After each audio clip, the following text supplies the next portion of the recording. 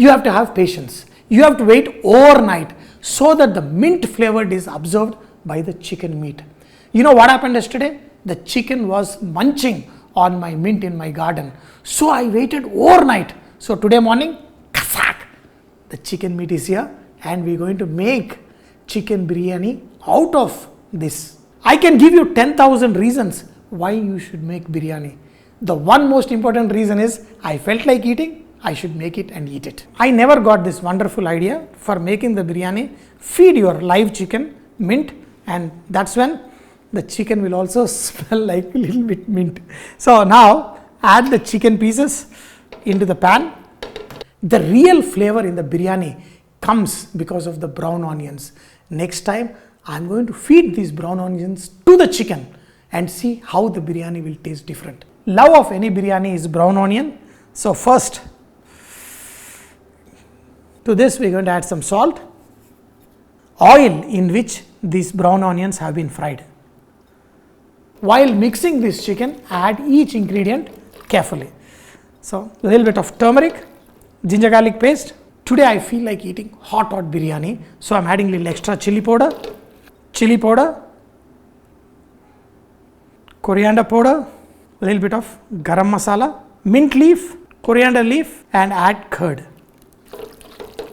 At one age, I thought the most fun part was making the buns with your own hands. But now I know the real fun is putting my fingers through this meat. Wow! The best way to flavor your chicken biryani is making the stock out of the chicken bones and cooking that basmati rice in this stock. The flavors, the shajira, peppercorns, the garam masala, everything is there in this stock. So I am going to flavor it because I am going to cook this rice. That is when the flavors will get in. Make sure you add some salt in the stock.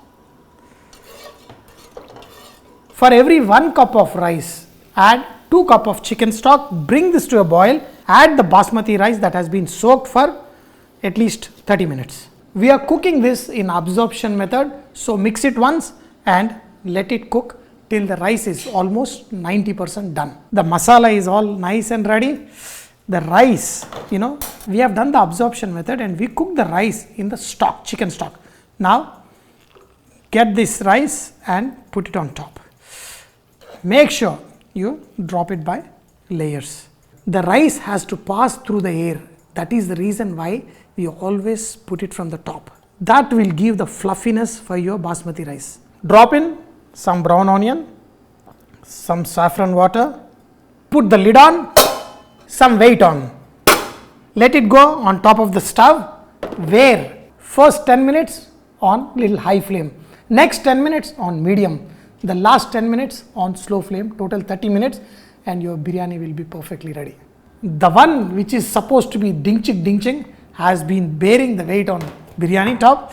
So now,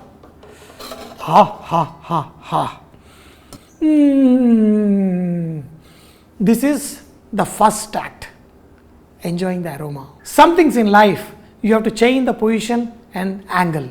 The love of my life, the biryani, is going to do the same thing. We are going to do ulta biryani. Now it's the time for ding chick. Now, look at this biryani. Slowly, we are going to push the biryani up. Now, the beautiful, the awesome, colorful biryani is going to come up. Wow! This is what I call the magical biryani, ulta biryani. I always recommend eating more of vegetables. When you get it right, now, time to jump onto the biryani. Once in a while, you have to thank yourself because the God has given you the skill of cooking good food. And this is one portion biryani, doing the justice just for that. And when you eat, every bite, with the double masala, this is wow. Super hot, super tasty.